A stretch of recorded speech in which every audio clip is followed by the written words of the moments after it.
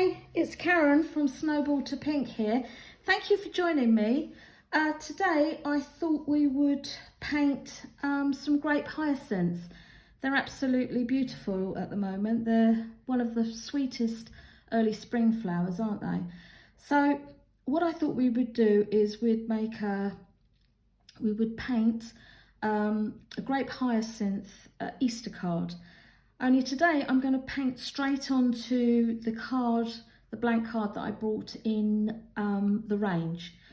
Today I'm going to be using my size 6 Nick Pro round brush, and I've got some clean water, and I'll be using my Japanese watercolour paints.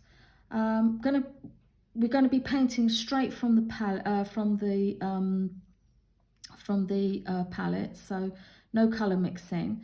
So what we need to do is make sure that our brush is nice and clean, and I'm going into a very watery forest green, and I'm just going to load my brush up. Now with this round brush, it's got a very thick, a very big belly, and it's a very thirsty brush, and it'll absorb lots and lots of paint. So that's lovely. So you've got lots and lots of paint on your brush. Now if you want to run your brush along the bottom of your card, that's great, you can. And we're just using a flicking action. We're not worrying too much about directional marks. We're just going here, there and everywhere. Now instead of going straight across, I thought it would be really nice if we kind of put the grape hyacinths on a mound of grass, and so they're going kind of down to nothing really, just fading away at the edge, and just going up as you go. Now use all your paint up on your brush, because that'll give you some lovely contrasts in your paint and the marks that you're putting down, and it'll make your painting interesting. So again, we're loading our brush up nice and watery on this one. So again, just flick, flick, flick. Now you can go as high as you want, or if you want to go just straight across the bottom, you can do that. I just thought this might be a little bit of a more interesting composition. Again, we just take it up. Not to forget to use all the paint on our brush.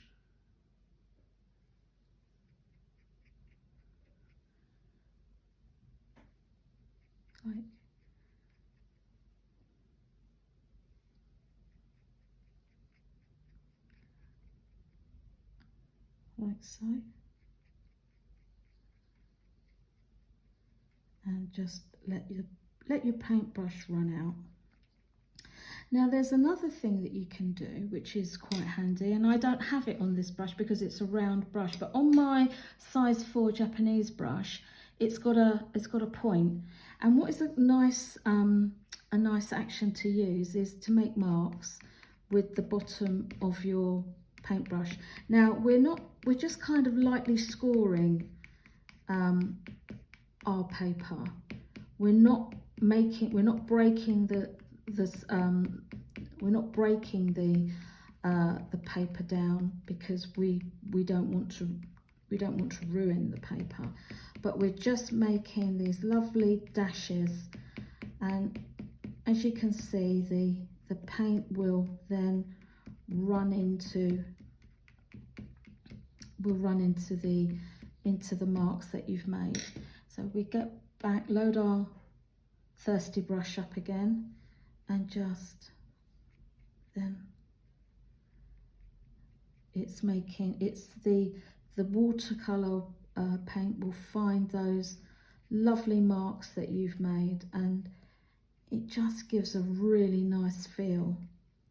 It's a nice tool to have in your toolbox while you're watercolor painting, because it just gives you some very nice textures which we like to get in watercolour. And as you can see, it's just use all your watercolour paint up.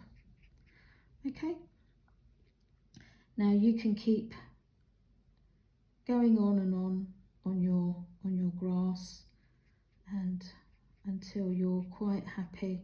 You go as high as you want in whatever direction that you want. It all looks pretty good, so I'm happy with that.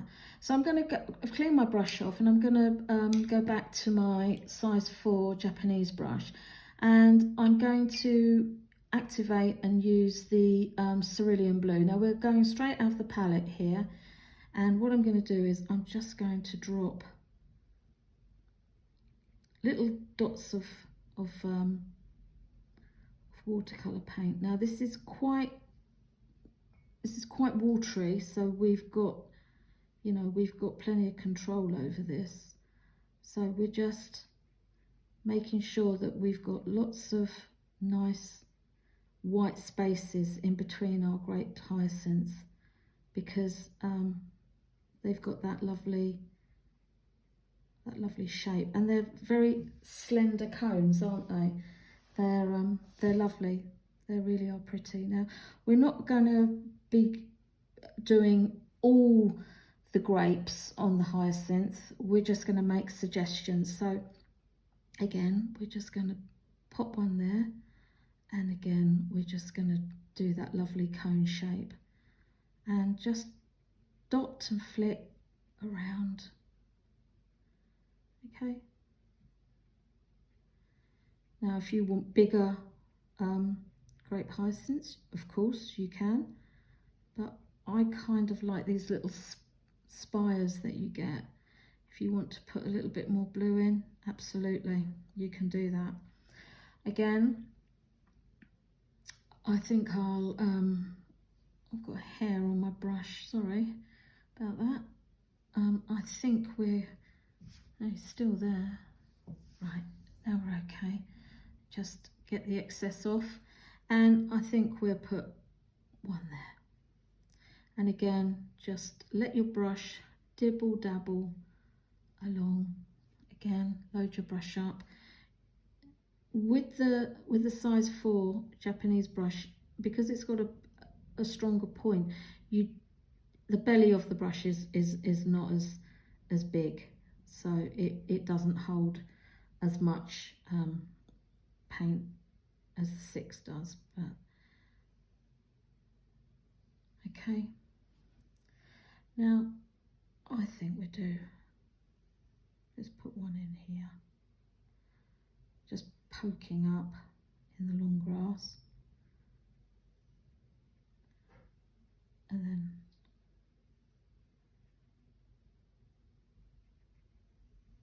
there you go. Just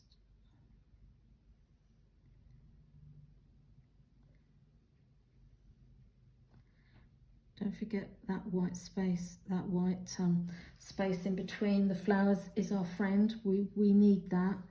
And let's put one here. Now you can put as many grape hyacinths on your card as you like. It's exactly up to you, but I tend to use odds, either 3 or 5 or 7. I don't know why. I just think it looks better, actually, nicer. But if you like evens, then you go for it. Right, so just let's rinse our brush out again.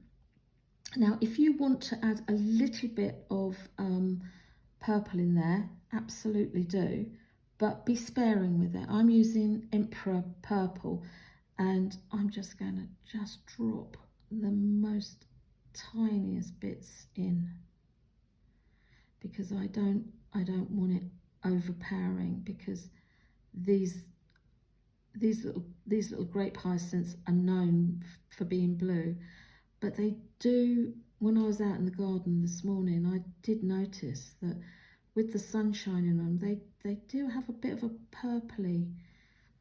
bit of a purpley look about them as well, which I thought was really lovely. Again, just drop that in there, a little bit in there,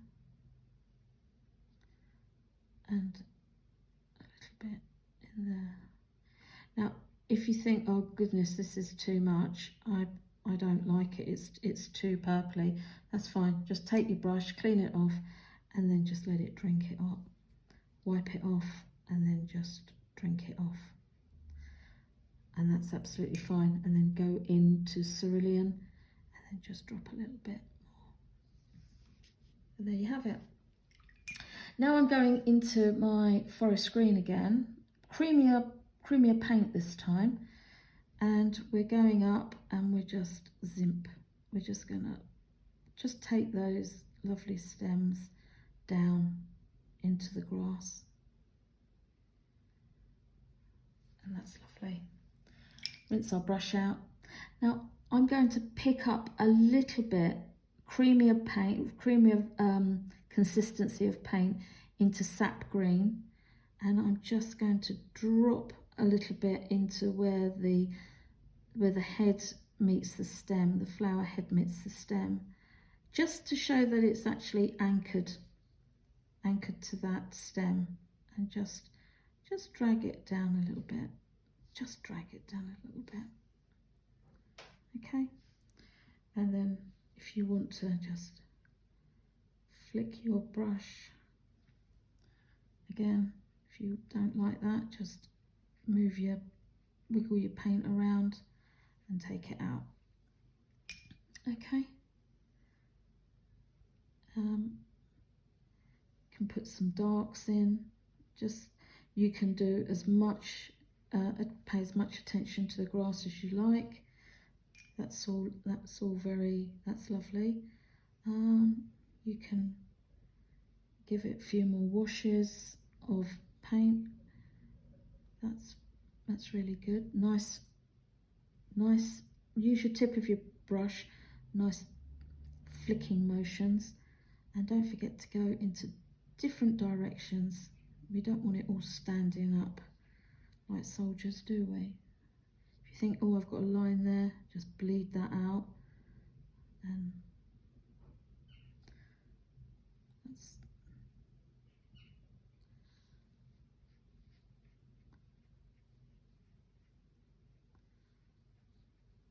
and then stronger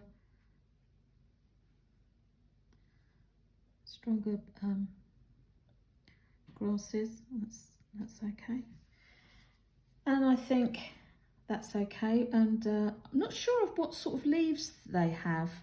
I can't really remember, so I'm not going to put any leaves on there because I just can't remember what kind of leaves. I think they just have them at the base and they kind of grow out amongst the grass and the little leaves.